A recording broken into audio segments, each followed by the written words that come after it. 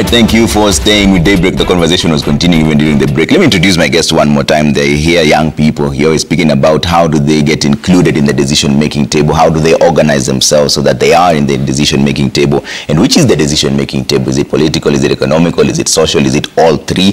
That's the conversation we're having. Valentine Onyango is here. She's a politician, vied for Women Rep for Kisumu. Thank you very much for making time. Elsie Ajode is also here. She's a data analyst. Thank you very much for making time. Morara Kebaso, a lawyer, is here with us. Asante sana for making time. Philip Pande, Youth Inclusion Advisor. Thank you very much for making time. And Victor Okuna, Solar Engineer at Greenex Energy. Asante sana for making time. And George Ngaira, a governance commentator. Thank you very much for making time. And Valentine, again, back to you. So what should the youth do to ensure that they are on the decision-making table? Just like I said, they should come out and vie for positions, number one. And I know that there are limitations that is making them not actually come out. You know, like I said, financial masses. Now, I am looking forward to a situation where some very, very strong youth are going to come out, no matter their financial positions. And I am also hoping that political parties are also going to be supporting young people. Because you've done it yourself. Yes. How hard was it to run for a county position of a woman representative? Yeah, in 2022, when I was, only 22-year-old, and I was out there running against, some very big giants. Raila Odinga's sister who had money. I was running against professors and all of that. I was actually the youngest, and all of them were, older. And I was also unemployed, so I just decided to come out strongly and, throw my heart in the ring. And it wasn't easy. It wasn't easy. And I think that Morana said about, political parties not supporting young people when it comes to the money that he was saying they're asking. For example, me, I was not able to afford the 250,000 that was supposed to be the nomination fee that I was supposed to be paying. So that is why actually I did not run on ODM, because I couldn't afford that. Now, in a county like Kisumu, once you're not running on ODM, your chances are already a bit lower. But I did not let that stop me, because luckily enough for me, I found a party leader of MD, Honorable David Ochieng, who gave me a free party ticket. Now that is empowerment. I expect more party leaders to actually come out and find, youths that are capable and actually, push them up a little bit like the party leader did for me. And I also found very many politicians who supported my dreams and who made sure that at the end of it, I got 80,000 votes. Now, that was not easy, because I was new in the field and I was running against somebody who had already become a deputy governor and some other people who had already become women rep. And you also realize that during my time of running, I was not able to afford agents. Now, these are just one of the things that young people face, actually. I was not able to afford the polling station agents. I mean, who knows, maybe I won. But now my votes were stolen. I don't want to say they were stolen, but that could have happened, yeah, because I did not have the financial muscles to pay for the agents now. So I am just trying to urge more young people out there to not let things like those keep them from going for political positions, because I believe that in 2027 I'm going to be better, not poor, and I'm actually going to win. I have that hope, and I actually want to urge other people to come out and chase their dreams. Okay. Now, if you do not come out and try, nobody is going to pick you and force you to vie. Now, if you come out like that, right, for example, right now, I'm working with the President William Samoei Ruto, doing a few activities here and there, and that is actually empowering me, and I'm using that opportunity and platform to empower other young people. I have a group called Kisumu Young Leaders Caucus, and I am walking around the county of Kisumu looking for young people who are interested in leadership positions and finding ways that we can mentor them so that in 2027 we have more young people come out. Okay, and Morara, how do you ensure that young people are in the decision-making table? Because what Valentine has spoken about almost represents the entire spectrum. There's the resources part, there's the people, there's the money you need to use to get to where you need to get to. But how can the young people coalesce around each other and have a formidable voice? Let me start here. A wrong statement has been made or has been believed that the young people are currently not included in the governance structures of our country. That is incorrect, because the PS for Lands Ministry, Korir, is a young person. The Senator for Trans Nzoia, Alan Chesang, is a young person. The member of parliament for Embakasi East, Babu Owino, is a young person. The chairman of the budget committee, Ndindi Nyoro, he is a young person. Kimani Kuria, these are young people. The women rep for Muranga, young people. So young people are already in governance. I would want to ask, why have they been unable to do anything, they as a young people, before we even think of bringing in more young people? The question is, these young people that we already have, why are they not doing something? And the thing is this, corruption doesn't know age. What we need in Kenya are not young people, are people of integrity. The problem we have in Kenya is not lack of youth inclusion. We can have a young corrupt governor. We can have a young corrupt president.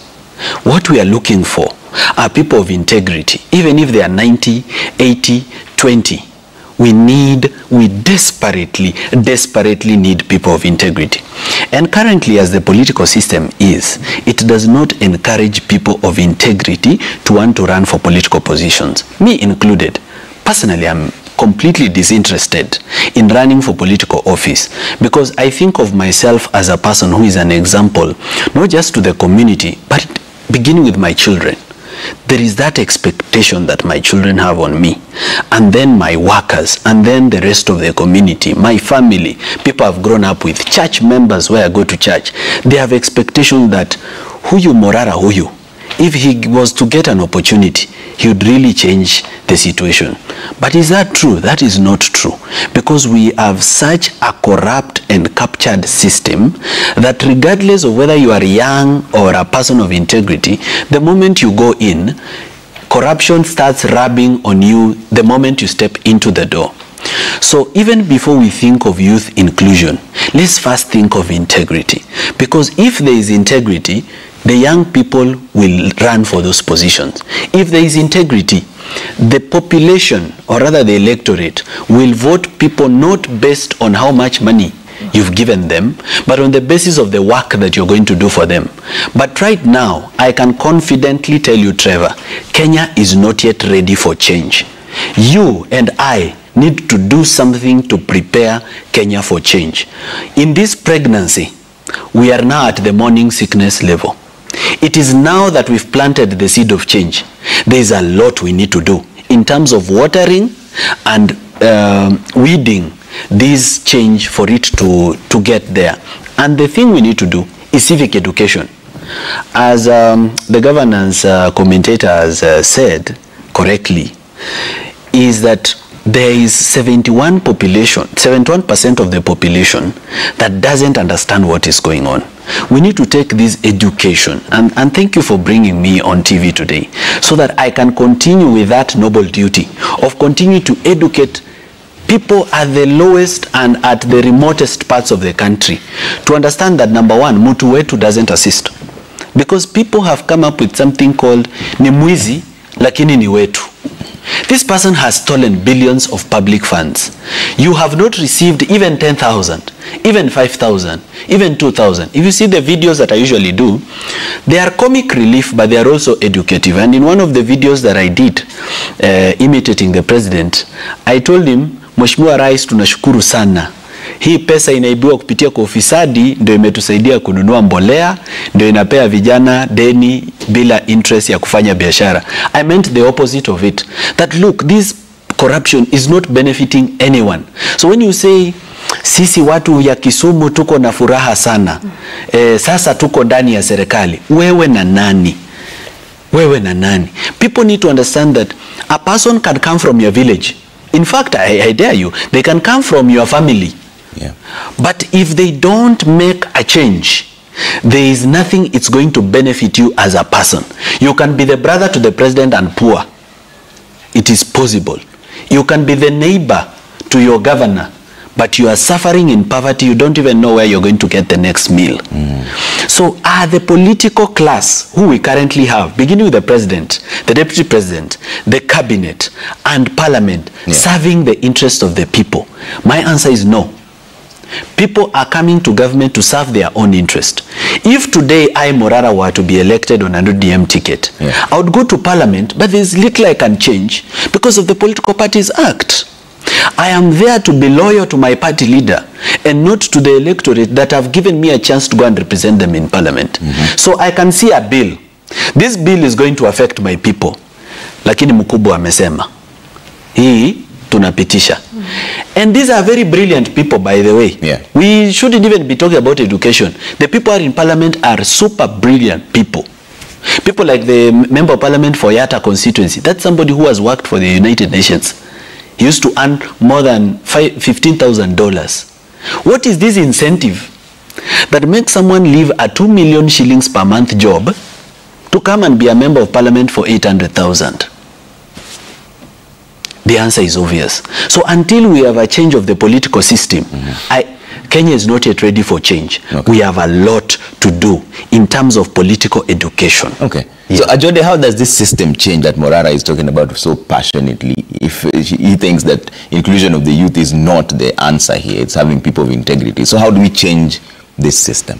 I'd really love to say eradicate anyone in that seat and put in a very fresh set of people. But then it's impossible. If you look at it since we gained independence, it's almost the same faces on the cream de la cream. This is a very solid system that has been established by the people. And if I'm in a position where I'm seeing I'm almost exiting, I'll come get Morara or someone who's junior to me, teach them my ways, tell them you have to continue with this, and they will progress with it. How many years since independence?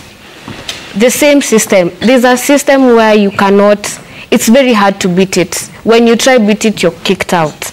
I will not want to mention names, but we've seen people in that position. You're all in the same system. Let's say we are in a pan, all of us here, we're very corrupt, but I'm singing to my boss's tune, he's singing to our boss's tune, she's not. Now, we now hear of her corrupt cases. I'm also corrupt, but you won't hear about mine. But because she wants to say no, EACC, Integrity House, DCI and everything. When you're trying to beat the system to serve the people, it is very impossible because the system has been reinstated. So I'd want to say fresh faces with integrity.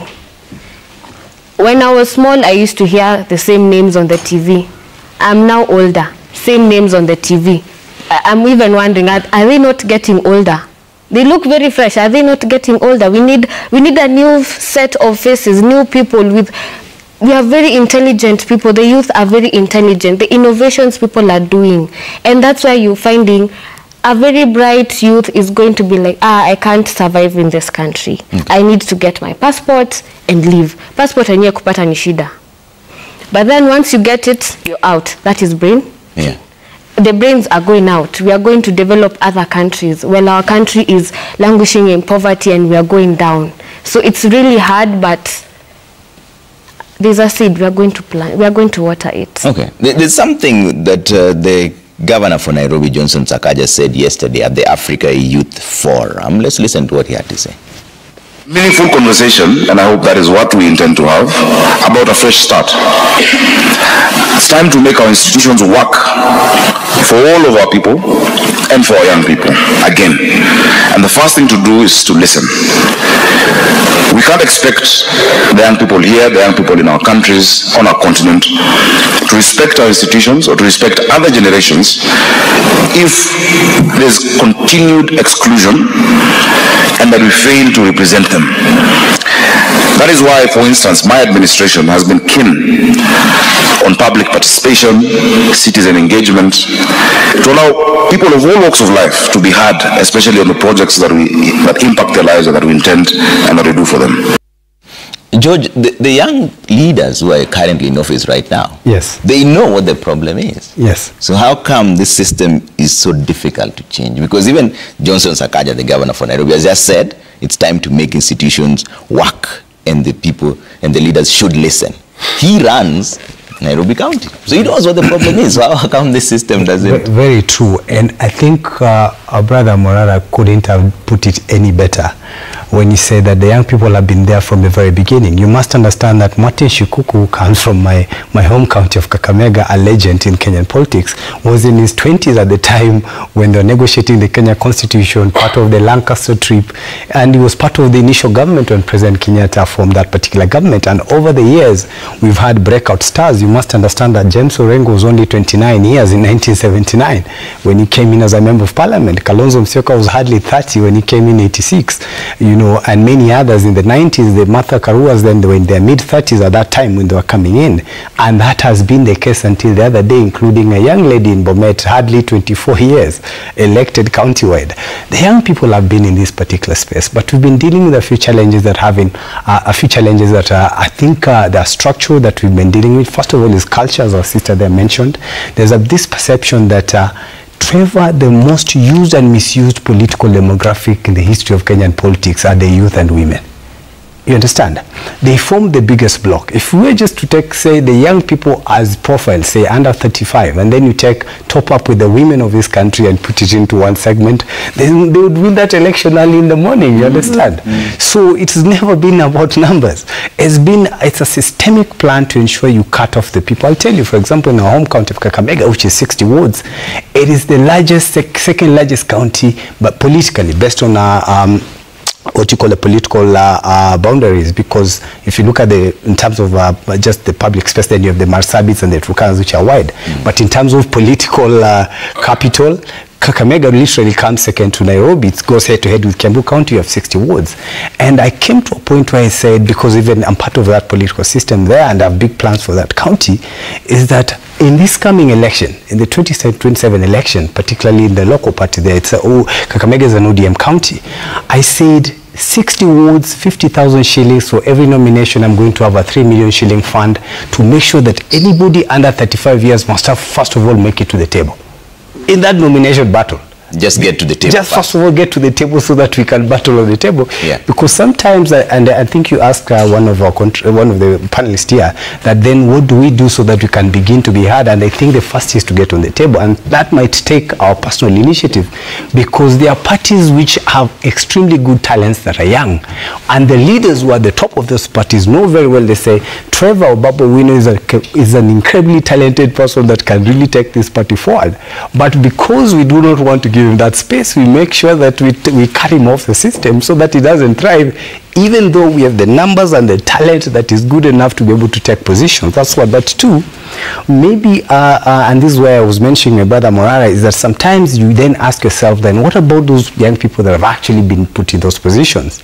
Sakaja is my age mate, right? We are born in the mid-80s, so we are all in our mid-30s, probably heading towards late 30s, and he's the governor of the largest county in the country, you understand? And he came in with lots of, in this very studio you've had him many times, and during the election we even saw the kind of ideas that he had. You know, one of it that I picked up was Nairobi River and how you can make the city of Nairobi in the middle to be beautiful, as we just saw in the Paris Olympics. You have this big nice river in the middle of the city, and he had all these nice ideas of how he can begin with just Grogan alone to make it a place where young people and everybody could chill.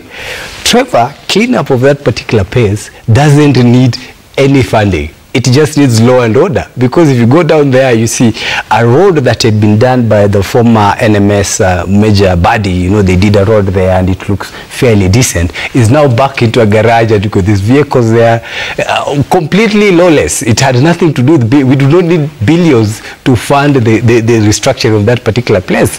Grogan is less than 100 to maybe 500 meters from where Sakaja sits. 3 years down the line, nothing has happened. So the profile that we've always been banking on as youth and women in particular in the political context, Trevor, there is no base called youth.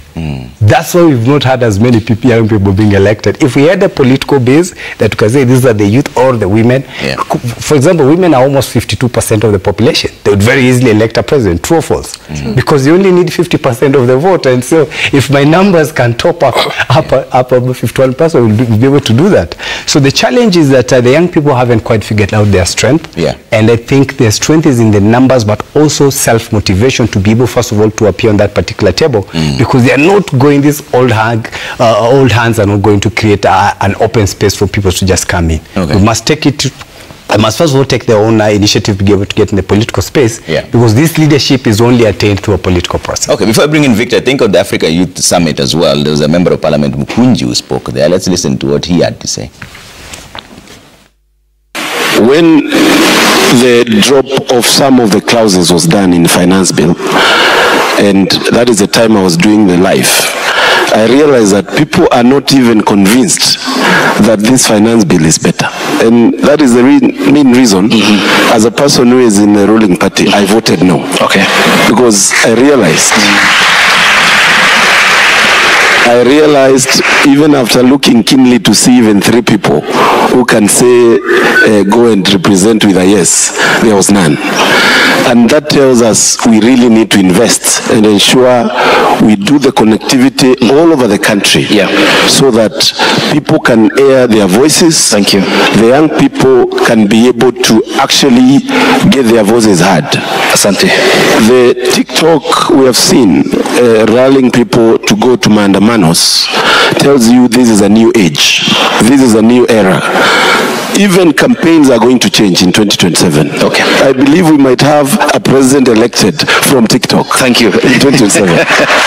But Victor, this is the double speak that we were talking about just now. Mukunji, the member of parliament from Manyata, did apologize to the president publicly for having voted no.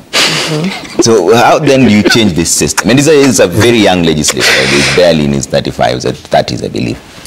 I think everything revolves around what we call ideas and agenda. Yeah.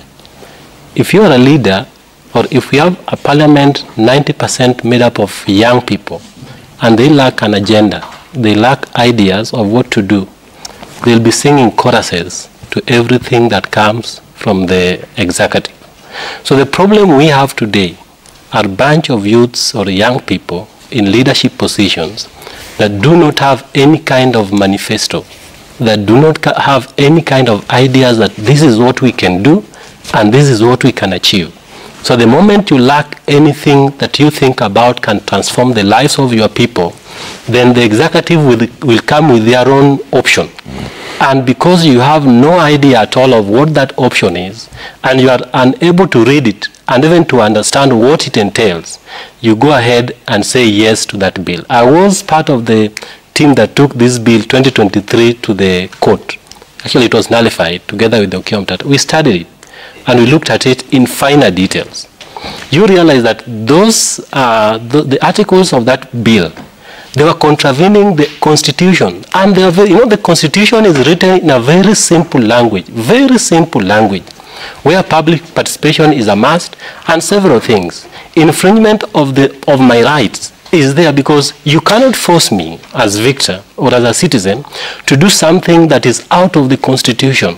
So whether you are the president or whether you are the speaker, you have to ensure that every bill that comes to the House has really met the acts of the Constitution. So what happens to our friend is, they are in the parliament, and because they lack any agenda to discuss about, they lack ideas to discuss about, the state or the executive makes for them the agenda. So as youths, what I'll just ask youths, let us not allow leaders of other calibers to set agenda for us. We will not go anywhere. Okay. Whether we go in millions, then in that millions, we must have people who can set good agendas for this country, and those agendas can actually be followed by other leaders. Okay. So Pandey, how do we bring in this change that Morara is saying that Kenya is not ready for change?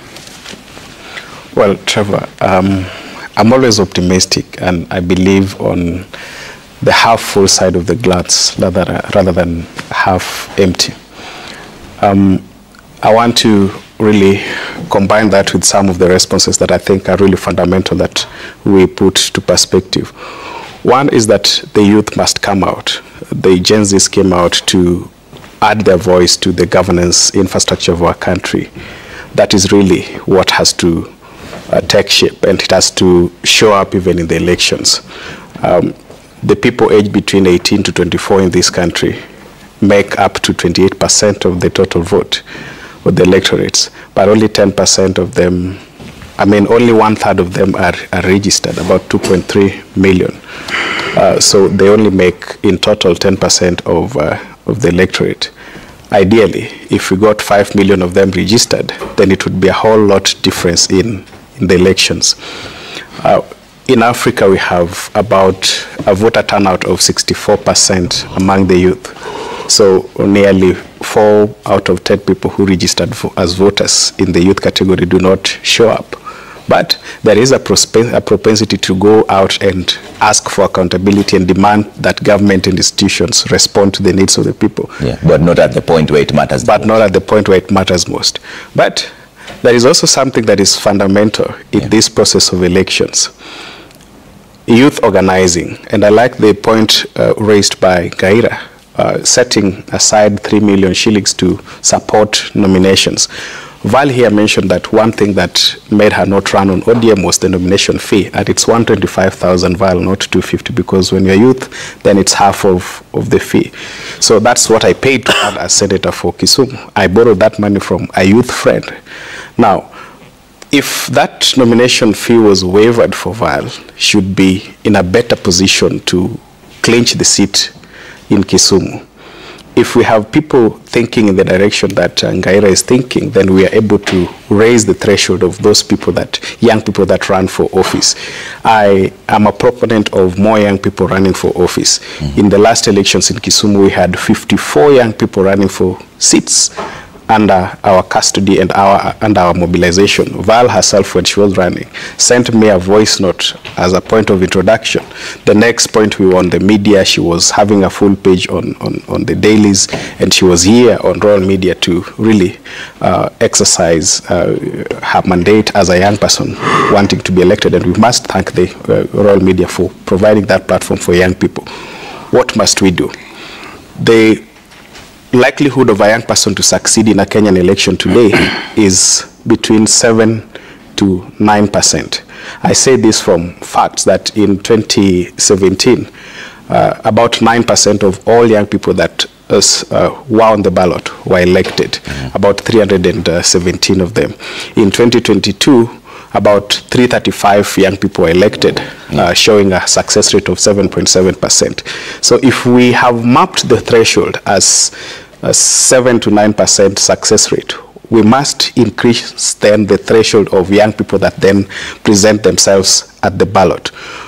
We must include youth organizing, grassroots, and we have a platform, for example, that we call Kiongozi, Emerging Leaders Platform, where we are bringing all young people with an interest to participate in elections, to run as candidates, to invite others, to mobilize and have grassroots campaigns, and that is going to build confidence on more young people. We must not shy from political party positions because they are costly, because they are not receptive, and because they are not ordinarily appreciating the value that the young people bring on board.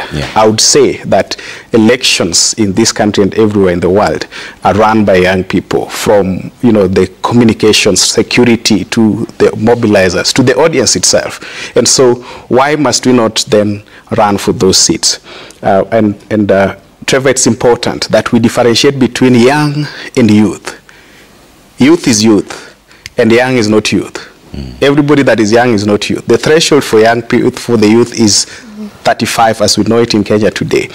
And let's take precedence from the UN, for example. In 2022 September, the United Nations General Assembly created, via resolution, the United Nations Youth Office. And last year in October, the inaugural Assistant Secretary General for the Youth Affairs, Dr. Felipe Paula from Uruguay, was appointed to that office. Why would the UN General Assembly, in its true mind and setting, decide that the youth deserved an office at the Secretariat of the United Nations? It is fundamental that youth inclusion is not just a Kenyan affair, it's not an African affair, it's a global conversation. And we must domesticate that at home. We must ensure that these spaces are filled by the youth. Look at our first cabinet in Kenya from the 1960s. Jomo Kenyatta himself appointed several young people into cabinet. Two of them that are very significant in our history is the late President Kibaki and the late Tom Mboya. the two, and with the support of Obama Senior, came up with the first planning document for this country, the African Socialism, the paper session 10 as we know it. The contribution of young people in the democracy, in the development of this nation cannot be underestimated. We cannot even overstate it as it is today.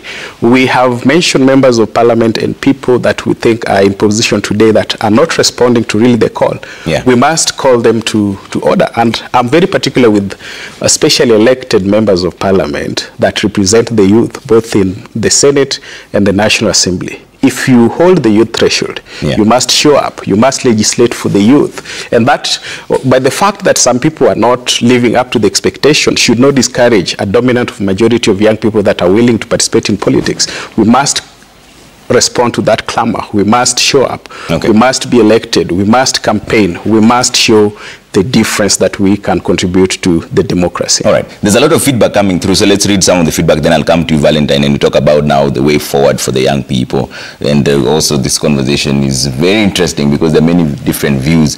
Bob Jamwa says the youth squandered the golden opportunity of playing a major role in the needed changes by being leaderless. Therefore, the only option is the ballot. Mobilize and vote out all unfit leaders come 2027. We'll talk about this in just a bit, whether the youth can mobilize and vote in whoever they want. Oseno Mark says the youth have a very strong weapon to play in transforming our country to the future. They should educate the masses on the need to participate in democratic spaces without being manipulated by money or actually complain. Okay? So complaints is all about it. Ole Shonko. Court orders can't fix a nation when the executive chooses to disregard the law. The foundations of our education, agriculture, manufacturing, and economy are eroding. We need leadership that builds, not breaks. Okay? Fred says the government cannot have CSR because social responsibility is why governments exist. Okay? And Kiprop says it's not about youth and politics. It's about the youth taking action and being responsible for their future. It's a high time we push our own into leadership positions and hold them accountable. Okay? Clement says politics is not everyone's cup of tea, and Kenyan politics is not for the faint of heart. Young people who vied for political seats in 2022 can testify to this. No money, no collection. Luta continua. We should never give up on our dreams as young people. Eric says politicians need a reminder. We don't have to protest or have a dialogue for good governance. The issues affecting Kenyans, not even youths, are there and have never moved. Then to the lady from Kisumu, we cannot all be politicians. Okay? Kelly says, what is our culture? What is our agenda? What is the political culture and agenda? Kenya is a political economy. We must fix it through the political process. Change can come by consistent political education for quality citizenship.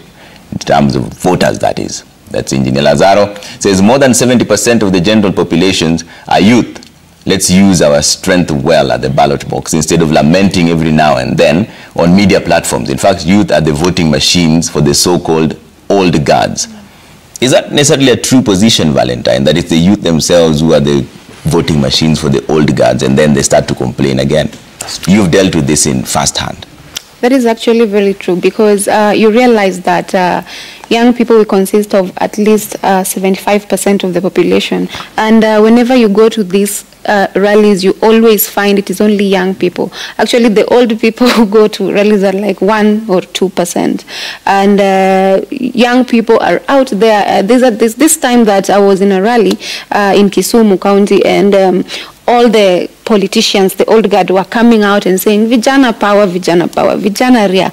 But then when Kijana actually comes out to ask for a position to speak, our party, I think, Pandey, you remember that time, we really fought for our spaces to even speak in a rally, you know, because, and they were actually speaking to young people. So these old guards were wamesimama kwa mlango and they are not giving these young people opportunities. That is number one. And, you know, it is not their fault because you find that the nature of election, it is very capital intensive. You need a lot of money. You need to buy campaign paraphernalia. You need to buy, you need to get a car. You need fuel. You need to give people handouts, which is actually the truth of the matter. Now, can we sit back as a community and stop, viewing young people like somebody has said that when you don't give money, you do not have a chance at all, which is true.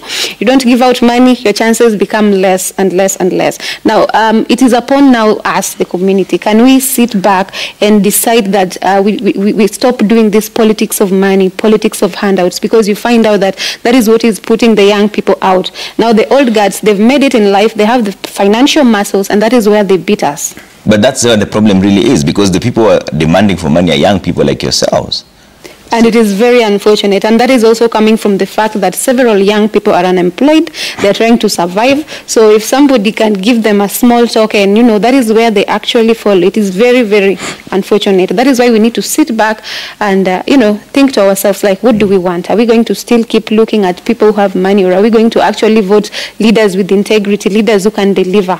Yeah. So, Morara, how do we get ready for this change that you so passionately spoke about? You said that we are at the morning sickness stage. So how do we deliver this, maybe? Everyone, beginning with the youth who are in studio with you today, yourself, your camera people, the cleaner of this station, the parking boys, the watchmen, every single Kenyan needs to take an opportunity to first educate themselves. Let's not be lazy. Let's not be intellectually lazy. The first thing we need to do, every Kenyan should read the Constitution. You see, the Bible has been translated to all local languages, but not the Constitution. We need the Constitution to be translated to all local languages. And we need every single person, wherever they are. You don't have to do much. Truthfully speaking, you are only a very small part of this whole thing.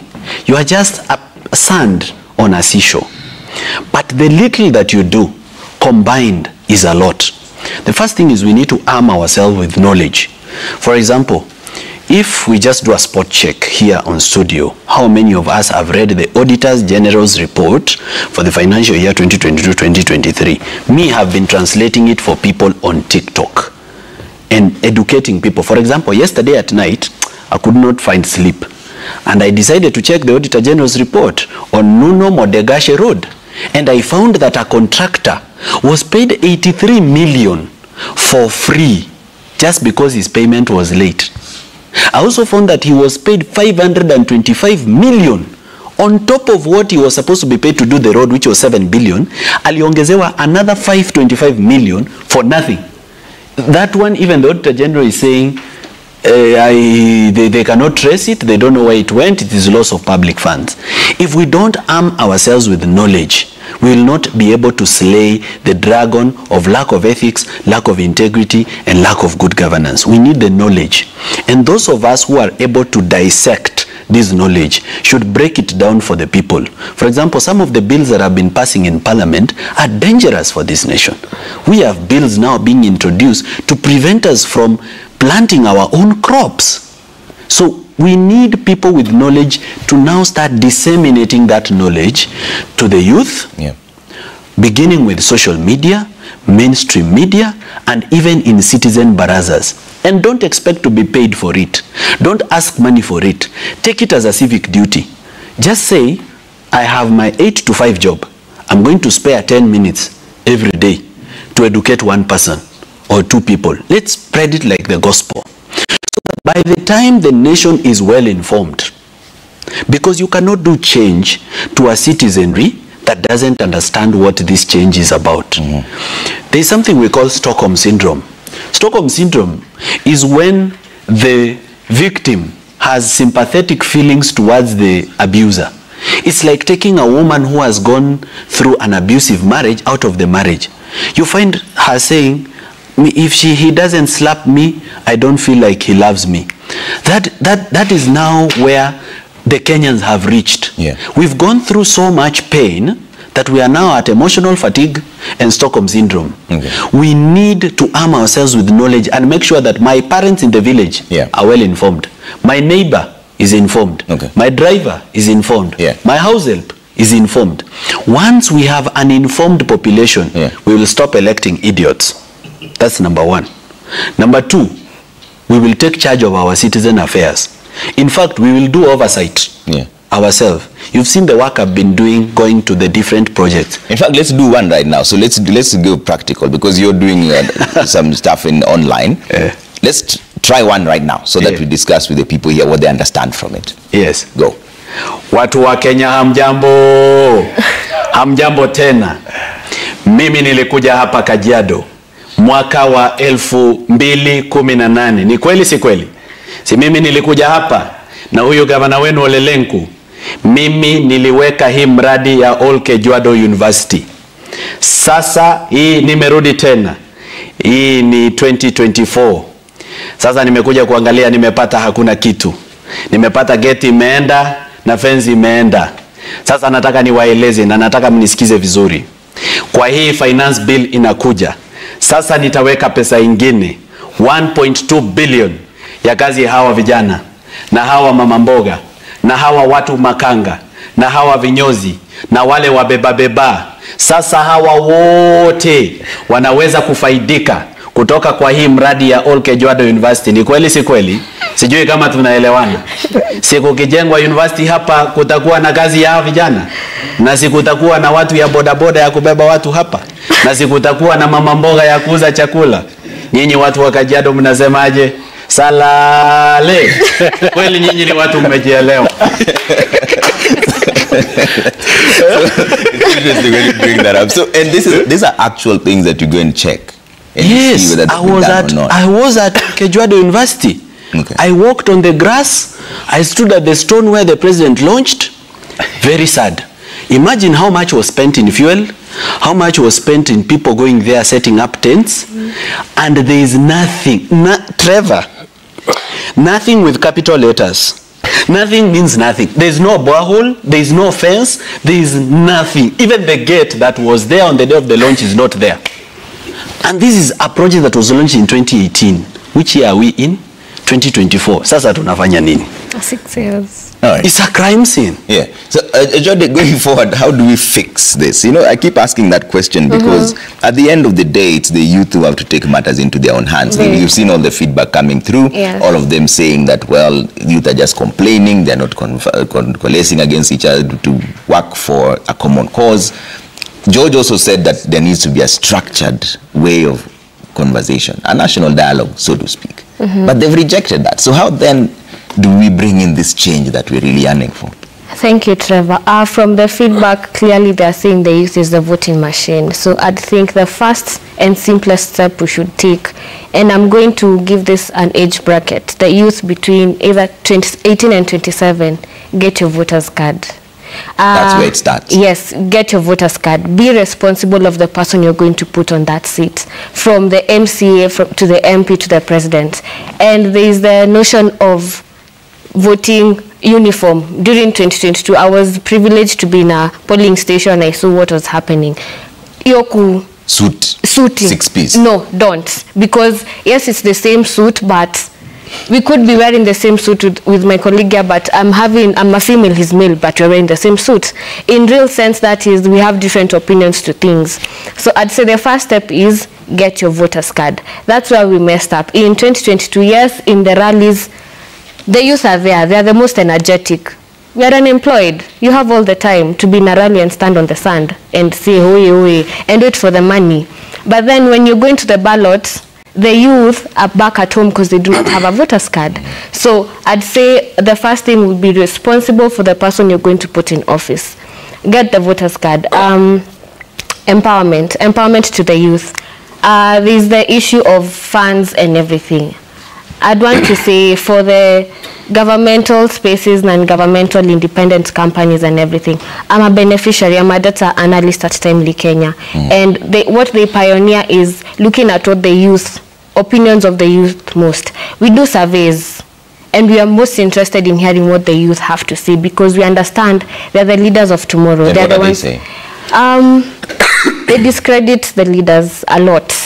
I do not want to put case scenario of areas we've done our survey, but most of them are of the idea that the people who are being elected on those spaces they rarely come back to the ground. Do they take responsibility for electing those same people? Because they always have choices. For the youth, they want to take it. There's the initiative of wanting to change the narrative. Okay. Yes. So that's why we are saying we are sensitizing. So when we're doing our surveys, we just ask them, Ukona voters card. Yeah. So next time, take one, so that your voice is going to be heard on that vote. So then it is true that they lament, but they don't take action. I'd want to say, I'm so sorry, but it is true. Yes. This is data, so... Yes. I also personally failed myself. Yeah. I did not vote. I failed. Maybe my vote could have made a difference. Will you vote in 2027? Yes, definitely. I will. I'll be there very early in the morning. Okay. Also, I'd want to say the empowerment. Don't give the youth money to do. Give them a job. Okay. So if I was to vie for a seat, I have a job. Be strategic. Save. Okay. So that when you're coming either to get that party ticket, yeah, you don't have the struggle, you don't feel like you're being pushed back. Okay. Yeah, so empower the youth. Yeah. And I'd also want to say, I'm really concerned about the age bracket from the 35. I don't really consider 35-year-old as a youth, honestly. I'd want to say they've had their fair share and they're very much matured into that, and they're privileged. So that that's old. And not to say they're old. I'd want to say he's an advanced youth, okay, or a senior youth. Yeah, that's a senior youth. So the junior youth is what we want to see more. Okay. Yes. All right, George, as we wind up on this conversation, do you think the events of 25th of June will affect the political tides going forward? Massively, Trevor. On that 25th, I was on a different station and we're just doing reviews of what's happening. And shortly after we did our show, and now, because now the town had been flooded, now it was a whole different scenario. Yeah. And we were just looking at, there were some young men who were there, I think they were being interviewed as part of the Gen Z protesters on that particular day. And there was a young girl who was there called Shiko somebody on TikTok. And as at the time we were looking at her TikTok account, she had like 5,000, maybe 10,000 people on live. And within an hour or two of us sitting there and kind of watching what's happening via social media at the station, we went from 5,000 people to 80,000 people. And at prime time in the evening, when things were now getting very, very, very hot, she was at 180,000 people. Now that's about 5 Kasarani stadiums. You understand? On a small phone just costing 100 shillings, the dynamics have changed. The biggest investment, and this probably will be my parting shot on this, is that, Trevor, the biggest investment that we can have is what Morara is doing, is on civic education to ensure that we have as many people as possible in the country to understand what you call the opportunity cost of participating in politics and in the process of choosing leadership. Leaders that we have, including President William Ruto, did not just land from heaven, they came in via a process. And it is that same process that we can use to actually get them out. But that can only happen when we get to the rural areas where people are informed to be able to understand what is the importance of participating in political process. And that's why even I mentioned like what I want to do, because we can only eat this cow in bits. So somebody can bite it from Kisumu, can do it from elsewhere. To ensure to, first of all, we get as many people as possible on the table to participate in that particular process. The one moment of pride for me was, just very quickly, one moment of pride for me was when Julius Malema left ANC, which was a big institution, because he believed in something that he felt that wasn't happening in the party. And he went, he formed his party. And when the first bunch in the first election they participated in, I think they were around 15 or 18 members of parliament. That moment, when I saw just 28, 20s and early 30-year-olds in parliament with their own formation, was a moment of pride. It's something that I'm pushing for.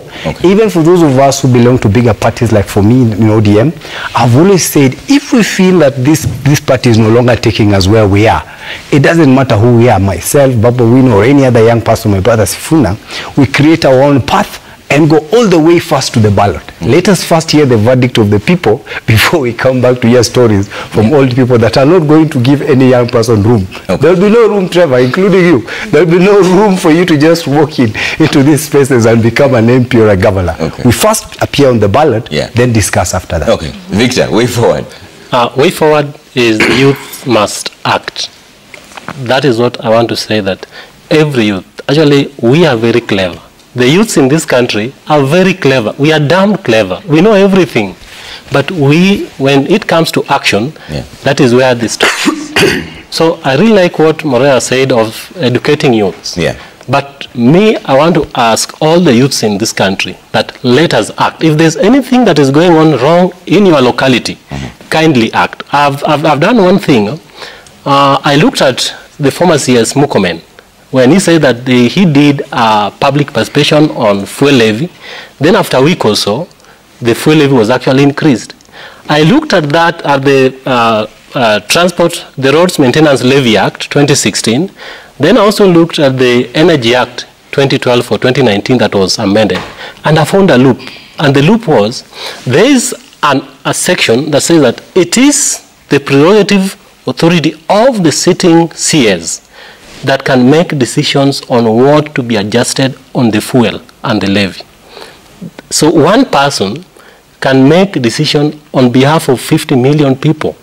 That is not something that is right. So to me, as a civil person, actually, I've gone to the parliament and asked the parliament. I've petitioned the parliament to delete that section and insert a statement that there will be a committee.